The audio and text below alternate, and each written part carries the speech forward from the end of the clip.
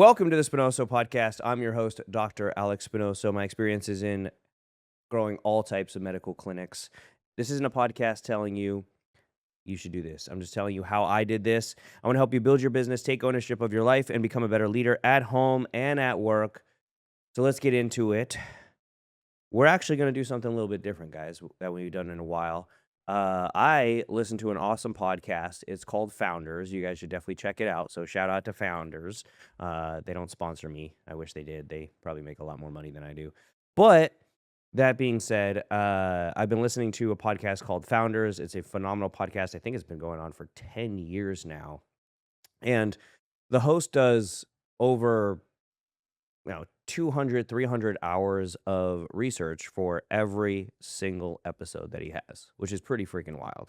Wow. So he does that, and then he does a podcast based on a founder. Now, he's done newer founders like Elon Musk and Jeff Bezos, but most of the time, the founders that he interviews are founders that have built a business that has lasted more than 50 years. So it gives you the insight of the ups and downs, the lefts and rights, all the insights of building a business. And so we're gonna have a series of long form podcasts based off of founders. I'm stoked for this. Let's do it. Yeah. There's really great research out there on each one of these people. And so it would be very cool to see what he pulls together, considering he spends so much time focusing on one person. I'll have to check it out. I haven't yet. So I hadn't heard of it, but Yeah. I'm excited to check that There out. you go. Yep. Yeah. I should have found out about that before this so I could listen to all of it. Yeah, it's autobiographies that are not as fucking boring as autobiographies. Like autobiographies sometimes are just difficult to get through. Although this one we're talking about today was actually a really, really well written autobiography. Yeah. So today we're going to talk about Phil Knight. This is going to be a really, really great conversation. His mindset is so unique. He's also very humble in the way that he says and does things. So this will be cool to dig into a little bit more about what made him so successful and the things that we can take away from other founders as founders of our own businesses that we can implement. So one of the key things is he really didn't wait for things to be perfect. Like he had an idea and he ran with it. No pun intended, considering he's the founder of Nike. Right. So he ran with it. But Nike began as like a blue ribbon kind of smaller brand. And his whole mindset was we should make shoes in Japan because they will do better than shoes made in Germany, which is what was happening with Adidas and Puma. And so he decided we're going to make shoes in Japan. He didn't really have a business plan, and he focused solely on his belief that American runners deserved the best shoes. And he felt like that was going to come from design. He also listened to a lot of people talk about the weight of the shoe, like runners discussing that the weight of the shoe made such a big difference on their times.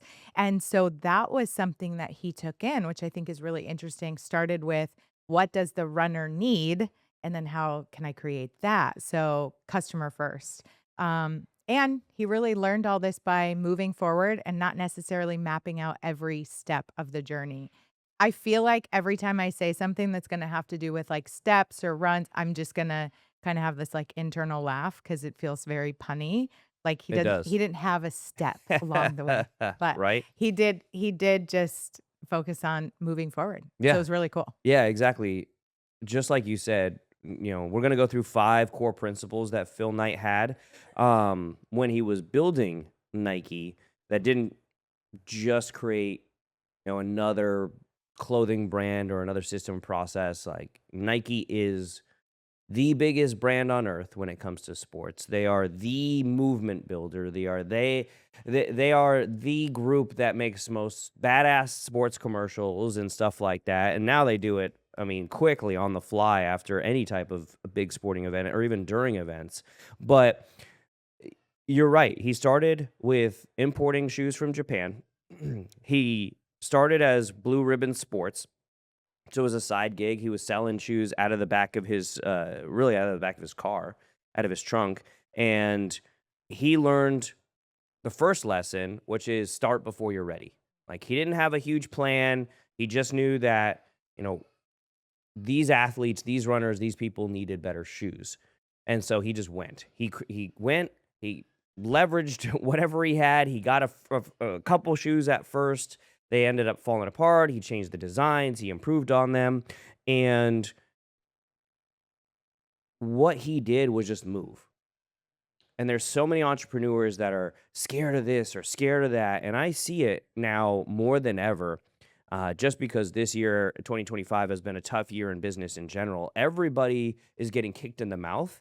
And there's all these people who are like, oh, woe is me. The world is falling. You know, all these clinic owners that are like, this is terrible. This is going down. And it's funny because the people in our medical group, you know, in our mastermind, they're all growing. They're all improving, and everybody else out there is chattering on Facebook, chattering about how terrible their life is, or about how they're having this issue or that issue, or they can't do GLP-1s, or they can't do peptides, they can't do this because they just have this analysis paralysis. Even those clinics that we talk to in joining Genesis, they are worried about the end result. They're worried about, oh, well, how much money am I going to get? What's in it for me? And it's funny because everybody works for themselves and they only worry about themselves. But most people don't realize that just going in a direction, just improving yourself, just taking one step at a time, day after day, it's going to they're going to end up in a better spot than where they are now. Everybody thinks about, what if versus why not. What if this fails? What if that fails? Guess what? It is going to fail. You're going to fucking fail over and over and over and over again. You are going to fail. You're going to have bad decisions. You're going to make mistakes. None of those are going to end your life. None of those are going to end your career. Unless you're doing something illegal, which nobody listening to this is going to do shit like that. But that's the founder mindset. You have to just go. You don't need certainty. Phil just had this belief that what he was going to do was going to work. What he was doing is going to improve. And he had the worst imposter syndrome then, and I want to make sure we don't talk about this later on. Okay, we don't. But like his imposter syndrome got in the way nearly his entire career. It was always him not thinking that he's good enough, him not thinking that he can get there, um, you know, him not thinking he should be in certain rooms. Even to this day, multi-billionaire status, multi-billion dollar business, he still talks about, that side of entrepreneurship, the feeling of not belonging, the feeling of not knowing. And he just did it. He still did it. No matter what, he stepped forward, he made the strides towards growing, and that's what ended up succeeding in the end. Wow, that's so powerful because uh, one of the big turning points in his career and for Nike was with the Dallas Cowboys. So the NFL had the rights for all licensing deals. So any sort of partnership that was happening with the NFL happened at the league level, not at the team level. And so the league would decide that the NFL was going to partner with Reebok. And that's what every team had to do. Well, then Jerry Jones comes in and says, no, I'm not doing that. Like, I'm going to make my own deals. I'm going to put people's names all over the field. Like, anywhere there's collateral to put somebody, I'm putting a brand. And he partnered with Nike. And so if he partnered with Phil Knight came in. So that was the first deal that they did. And Jerry Jones actually got sued for that. And the NFL sued him, I think, for like 300 or 400 million. And then he countersued for like 700 million and he won. So that's when they were the pioneers, Phil Knight and Jerry Jones, in the sponsorships happening at the team level. So they really paved the way for this whole thing. And then now teams are with Nike, like across the board, essentially. So, I mean, interesting that he had that imposter syndrome, but yet was able to align with people the way that he did. And it sounds like just because he kept taking steps, even if he felt like he was a little, should I be here? Those moments just keep moving forward. Why do you think so many founders get stuck on waiting for clarity or like the perfect timing? Oh, geez. I think it's because two things. One, if you're a founder who's been in business for a while, you go through all of the negative things that you've gone through before, and you're like, okay, well, X happened that last time, and Y happened that last time, and I need to make sure that this time I don't get fucked or screwed or whatever. So there may be some hesitation there. I think Mhm. from the other aspect, if you're newer in business, it's almost the same, where you're worried about X happening or Y happening, even though it hasn't happened to you before. A lot of medical founders, especially because they're highly educated in terms of they have a master's degree or they have a doctorate in something, that they need to find out all the good and all the bad and write it all down and have a pros and cons list and all that, which is good, but if that's gonna stop you from always making decisions, then it's going to be an issue. So, there is somebody always there is somebody out there who is dumber than you, who is making way more money than you because they just don't have that concept of risk management in their head. They're just like, "Go. Go, do it, we'll figure it out. Let's do it." And so that's really what you should be like with your decisions. You should, okay, think about it a little bit, as long as and think about, okay, what's the worst possible case scenario here? And if that's not jail time or death, or doing something illegal in the process, then do it. That's just it. You just do it and you figure it out. And if it doesn't work, doesn't work. That's Yeah. how it's got to be. Yeah, and we're gonna talk about Jeff Bezos in another, episode of Founders, this series that we're doing, but I do like one of his concepts, and it makes sense in this situation and conversation because he says there's, open door it's kind of like it's an open door decision, like, if you make the decision, it's not right, you go back out the door and you go in a different door. Like, it's okay to make those decisions, and sometimes they're gonna work out and sometimes they're not. And then you have the one-way door where, like, you go through it and it's like your business is kind of in this, sticky place where it's really hard to change the decision after. Yep. And I think knowing the difference in those cases makes a really big difference. Like, move when the decision, yes, is matters, all decisions matter, but when it's not like a sticky decision, like I make this and it's gonna really, really hurt the business if it's not the right one, but I can make the decision, and if it's not the right one, I'll just make a different one. And I think like that's what recognizing when to move between both of those things so that you keep moving without fear. Because it's that fear, I feel like that keeps people so stuck, like looking stupid or being judged Yeah, or, making the wrong decision. Yeah. absolutely. Yeah. Yeah. And we had at our, on our charismatics call last night, Vaughn brought this up where his talk was essentially that changing your mindset from I have to do this to I get to do this. And it was a good talk. And I wanted to add on top of that at the end, essentially, yes, you can have that attitude that you get to do this. And but at the same time, you're talking about the that fear and the what if or whatever, like you still get to make a decision moving forward. You still get to make a decision whether or not you choose to have these people in your life or you choose to go in this direction or that. And you're you're right in that aspect of it where you just have to choose. You just have to choose, make a choice and go. Make a choice and go and be okay if that choice isn't the best choice. Because if you are never okay with your choices and just like, okay, I fucked up that one, let's move to something different, you're never going to get anywhere. Because the fear of the what if, that analysis paralysis, people will just stay where they are, no matter what. Yeah, it makes me think about little kids when I mean, we both have really little ones. We have toddlers running around. We could watch our kids try to put a square peg in a round hole for like the longest period of time, and they don't care. They don't care that it's not fitting. They're going to keep trying. They don't care that somebody like is watching and they're not getting it right, but they keep trying and they keep doing it. And they will do that forever. But as we get older, it's like we have this like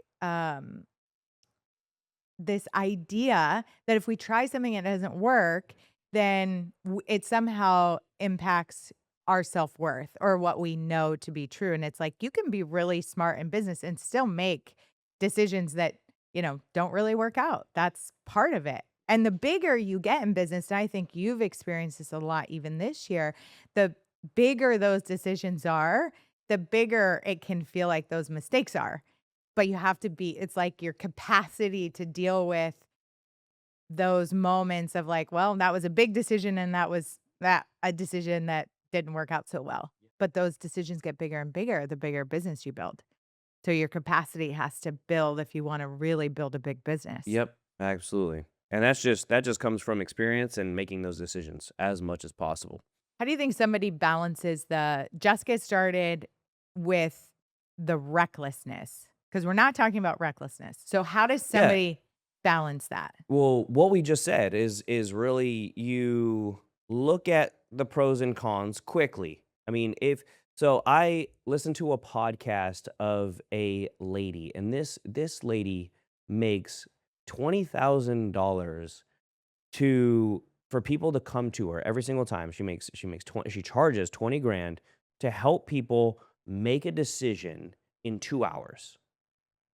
So people that have not made decisions their entire for years or back and forth on things, like no matter what, it could be baby names, it could be whether or not to move jobs, it could be whether or not to move states, whatever. People that have had issues with trying to figure out what they should do. They understand they have analysis paralysis. And I think a lot of times they need just permission from someone else. They pay this lady 20 grand for 2 hours, and she makes a decision for them at the end of the day, or she guides them through a decision so that they make a decision at the end of the day. What a And so fun job. what a ridiculously awesome job. $10,000 an hour for that shit. I will make decisions for people all day long. Right? Just be like, "Yep, that's the one. Do it. Fuck it. I Listen, don't if you're care." listening to this podcast and you need help making a decision, call Alex and Yeah, I. We will help exactly. you. We We'll will split the yeah, 20 give us grand, 20 okay? grand, we'll give us 2 hours of our time, and we will sit and help you make a decision, period. Email questions at dralexspinoso.com. Decisions at dralex. But no, so she said it right where most people already know the decision they wanna make when they get to that point. She just helps kind of guide them and show them, like, your own ideas and your own thoughts are telling you to make this decision, you're just not doing it. And it's the same way when it comes to entrepreneurship, and when it comes to just getting started, and then once you're started, ideas in business for your growth is that you already know most of the decisions you wanna make. You just sometimes need to bounce them off other people or listen to other people, or sometimes you just don't wanna make that decision alone. You want somebody else to be able to blame or, talk to or whatever, and that's just not the case it should be. You should just say, "Hey, look, okay, this decision I know I wanna make. This is the direction I know I wanna go in, so just make that decision." And at that point, you're not being reckless because you thought about it. It's usually the opposite. People I would say 90% of the time, entrepreneurs aren't making just reckless decisions. They're just they're just taking too long to make those decisions. So I think just anyone who's trying to build a business, anybody who's trying to be a good leader, anybody who's trying to move up as an entrepreneur, they're already focused on trying to do good. They already want to improve. They already either want to make more money or change the world or move up in management or whatever. They don't come to work thinking, okay, I'm going to be totally reckless with all my decisions today. They're not. They're already thinking about, okay, if I make this decision, what's going to happen? And so they're already balancing the thought process of not being reckless. They just need to make the decision at some point and just move forward at some point and do it. That's the biggest thing. Just do it. There you go, Nike. Which is very fitting. Yeah, there you go, Nike. That's where it came from. Something else that Phil Knight is really passionate about is building a brand around meaning. When you listen to his interviews, stories, everything is about building that meaning behind what he's doing. And it's not just a shoe company, it's really a feeling, it's a belief system. He talks about somebody in an early interview asked him if he wanted to meet the CEO or the founder of Reebok. And he's like, no, I don't like him. I don't want to ever like him. Mhm. I don't want to meet him. Like, Yeah, no, competition. because it's about competing. And that's what when I said at the beginning he's humble, it's like he's not like a nasty competitive. It's like I wanna focus on my customer. I wanna focus on the feeling that the customer has when they're wearing our product, using our product, sporting our brand. Like, that's where my focus is. I don't wanna meet my competition. I don't wanna know what they're doing. Let them do what they're doing, and I'm gonna put my time and attention into building a brand that people have a positive association with, because every brand, there's some sort of connection to. People either like it, don't like it. There is a feeling that you get when you think about certain brands. And his whole premise was competing and being the best. And interesting enough, he didn't do that by looking at his competition. He looked at how can we create even better products for our customers. And that's a whole belief system. It's really it's really about selling an identity is what he did. Yeah. If you're listening and you're a medical entrepreneur and you own some sort of medical business or med spa business, you want to be in Dallas on November 14th at the Adolphus Hotel. We are holding a free event for our medical mastermind, Charismatics. We're going to dive into your businesses, help you remove roadblocks, help you scale. We're going to have some great speakers who have done it themselves and grown to multiple seven figures in business. Again, that is a free event. Go to conclave.joincharismatics.com. There'll also be a link below in the bio or in the description of this video. Click on it, register, and we'll see you there. What do you how what's your association with Nike? What was the first time you actually like became aware of Nike, and like how did you feel about it? Do you remember? Yeah, I think, well, growing up playing competitive soccer, there was kits, and in the world of soccer, Adidas was like the big player. And then Nike started to come out with better gear and lighter shoes. That's really what is funny because going back to Phil Knight, the cleats got lighter and lighter, and they had with me growing up, they had the Nike Vapors, which were the first like flyweight cleat. I mean, they were super light. And obviously, the lighter the cleat, the faster you can run. You didn't have things dragging you down.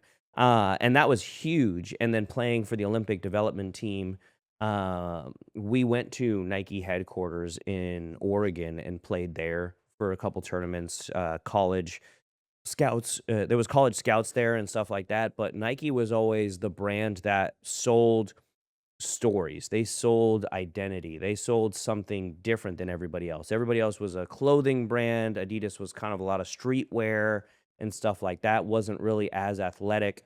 There was growing up. There was Umbro, which was a Oh, I big, remember big that. soccer brand. So they were around and but they were more Central and South American brand.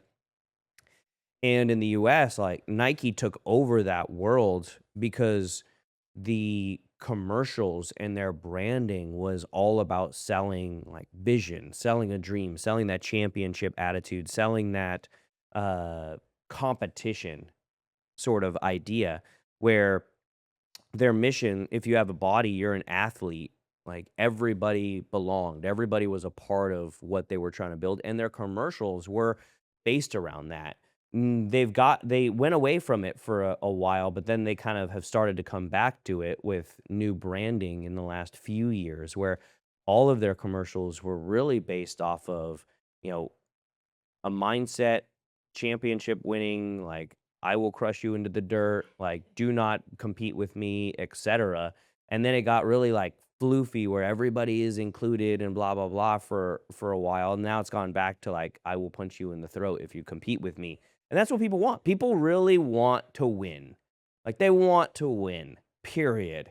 They can put all this out there that everybody can win and we're all on the same team and the only person I'm competing with is myself from yesterday. Like, go fuck yourself from yesterday. That person sucked too. You should get better.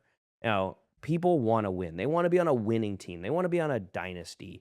Like I have been a Miami Dolphins fan my entire life, and every year it sucks. It's like becoming a Dallas Cowboys fan here. It just like is perpetual getting kicked in the nuts.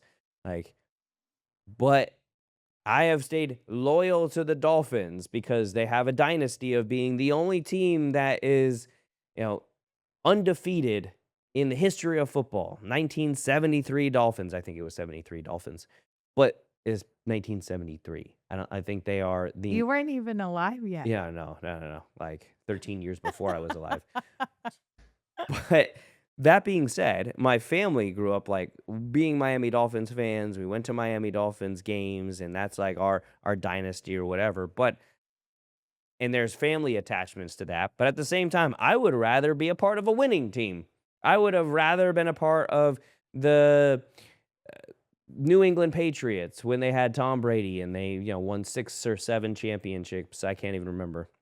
And or nowadays the Chiefs. I would much rather be a Chiefs fan. That's why there's so many bandwagon fans for all different types of sports because people want to be a part of a winning culture. You don't want to go to a game and cheer on your team that just sucks.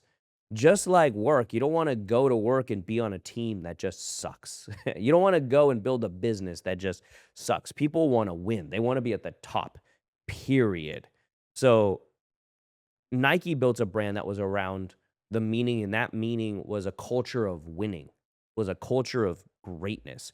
And that's how you scale beyond just your shoes. Because they started as shoes, and now they're branding all sorts of athletic gear, athletic wear. They have all sorts of non-athletic stuff, and it's grown beyond their original mission where people want to be a part of their story. They want to wear their brand.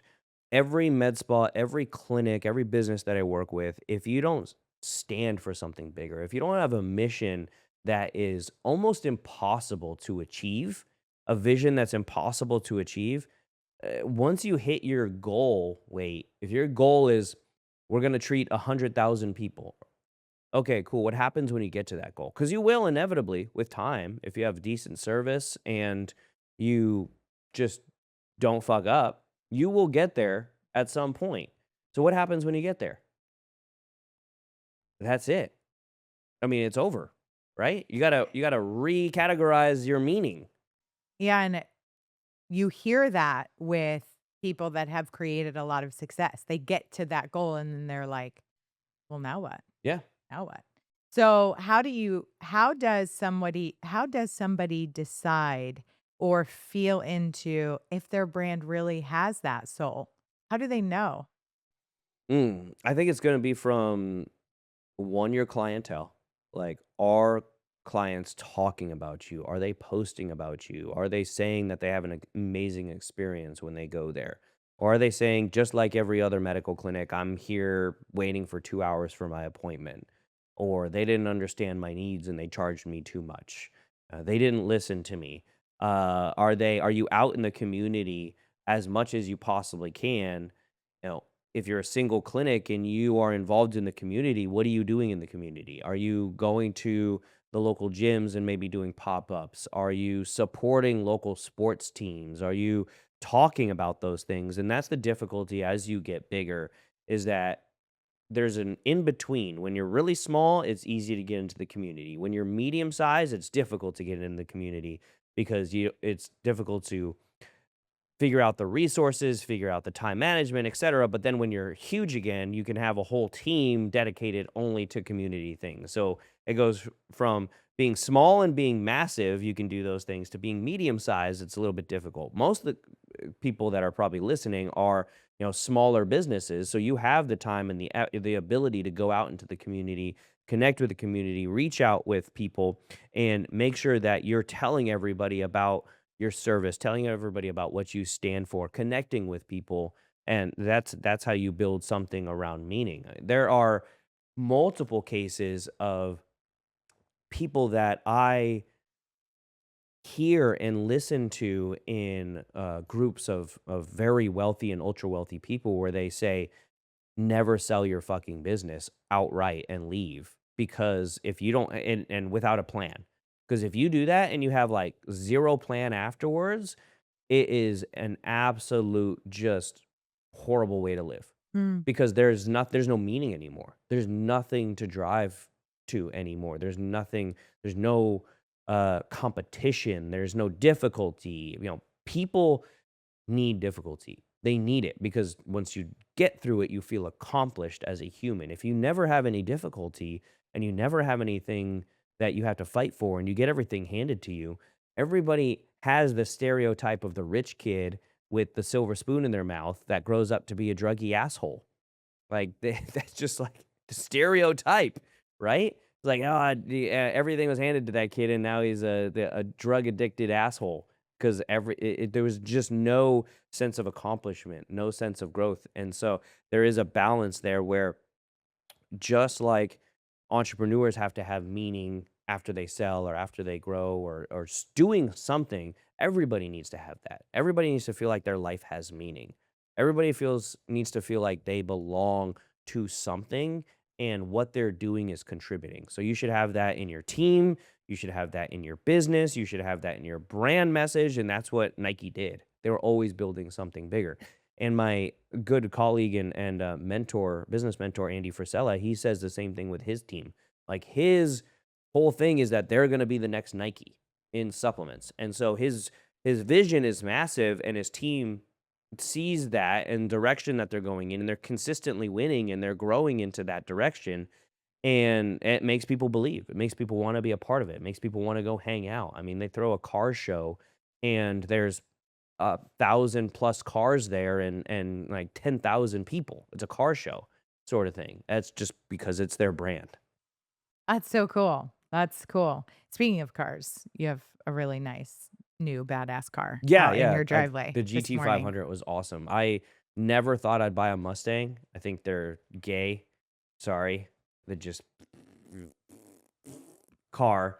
But But you did. I did.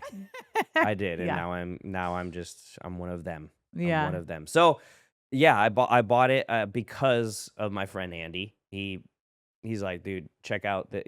I went to his house and I was looking at his garage, and his garage is badass. I mean, it's double decker. He's got like probably, I think he's got a little under 40 cars right now. He used to have like 60, 70, and he sold them because he just couldn't fit them in his garage anymore. He sold like half of them and kept his favorite ones. But that being said, he was like, dude, this car for the price is the cheapest car in my garage, but it is by far the most fun to drive. Mm.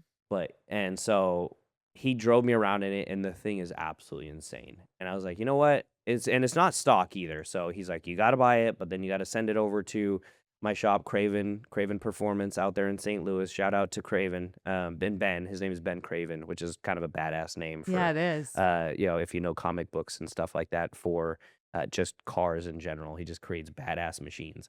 And so they put new heads on it, different injectors, ported the race ported blower, new tires, lowered it, etc. So now it puts out over 1,000 horsepower. It's just as powerful as the Lamborghini, more powerful than the McLaren, and it's just as fast. And the thing is just absolutely insanely nasty. I mean, it is mean, and it's really raw to drive, and so it's just a driver's car. It's rear wheel drive. All my other cars are all wheel drive, so they control really well and they stick to the ground really well. But in that thing is just a loose monster. It's very different. You have to know how to drive, and it's just like growing up. My mom had this rear wheel drive, supercharged, intercooled Cougar, and man, she taught me how to do donuts in that thing and drive in that thing, was sitting on her lap, and it was the funnest thing. And that car pulls like that. Like I remember the Cougar. It probably doesn't. It's probably way beyond the Cougar, but I remember that Cougar pulling pretty hefty on that thing. It was badass. But for a 4-door. But it was it's a lot of fun. Yeah, the car is awesome. I freaking All love of it. that I stuff freaking love it. sounds amazing. Yeah. Even though I know very little about what you just said. Yeah, there you go. The aesthetic of the car is really beautiful. Yeah, it looks Okay, mean. from the Yeah. outside, The red car. it's really Yeah, great. red pearl. Yeah, exactly. So for anyone listening who doesn't know cars, the car is really phenomenal on the outside. Yeah, there you go. It's very pretty, very It's shiny. very The pretty, color's shiny car. perfect. It's That part's Exactly. great Carbon too. fiber rims. There you go. It's pretty. um, so back to Phil Knight and building a brand that has soul. What I hear you saying is it's brand loyalty. You're talking about playing sports and how you felt about the different brands when you were playing sports and tying the two together. The question I asked was, how do you know if your brand has soul? And from this conversation, it's like it has soul when people are loyal to you. Yeah.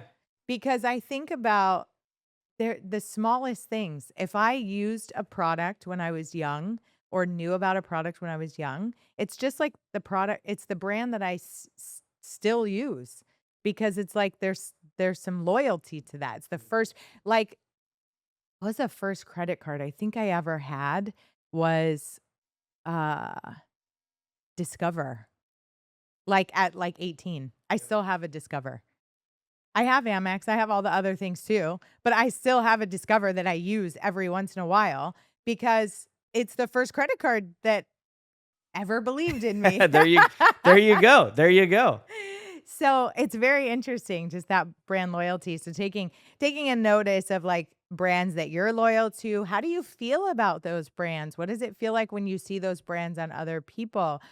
What's your association with the brand? And then are you creating that in your business when people are out talking about, coming to Genesis for their services? What is that feeling we want them to have? And then we want that translated into who they're talking to. So if they're, sharing about their experience, what is that feeling that gets transferred from the customer to the listener? And that's where the soul starts to come into play. And some of that I think we do really well within Genesis because we talk about our core values and we do it transparently in front of our customers.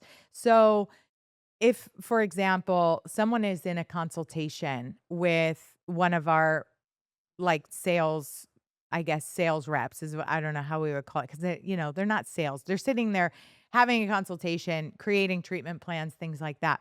So if somebody's having a conversation with that team member and that team member doesn't have the best answer, they will go and get a provider and say, a core value here at Genesis is teamwork. So let me bring in the provider so that we can have this conversation together and we know we are creating the treatment plan that is going to give you the best outcomes for what you're looking for. And when people know that your core values are why you move the way that you move, they believe in you more. And they're like, okay, this is bigger than just selling me a treatment package. This is really, it's a teamwork. I'm going to come in here and everybody is going to have my best interest at heart. And those are the types of things that go really far when it comes to them sharing about their experience to their friends, family, spouses, and the word of mouth grows. So it's those types of things. And then when you have your customers coming in, and I think word of mouth is a good way to recognize if you have soul. Absolutely. Because if you're only getting customers from marketing efforts and you're not retaining the customers you have or bringing in customers on a referral basis, then there's something Yep. that's missing. Yeah, there's some sort of issues there for sure. Yeah, because it's like I might see you in Nike and be like, I want to wear that. So you see the best sports players. You see the people that are winning wearing Nike, and you're like, I'm going to win if I wear Nike. And you want that within your business. And using Genesis as an example, when people come in and they've lost 45, I mean, we've had people lose up to 114 pounds on our program. If they're like, I lost this weight, I feel better than ever, I had support through the process, like, here's what it looked like, then people are going to, oh, I want that too. And I want to go there too. So you should have that natural flow of customer base just because what you're doing is the best. Yep. So when you focus on that, that's Yeah, where the goodness that's a is. huge part of it. Absolutely.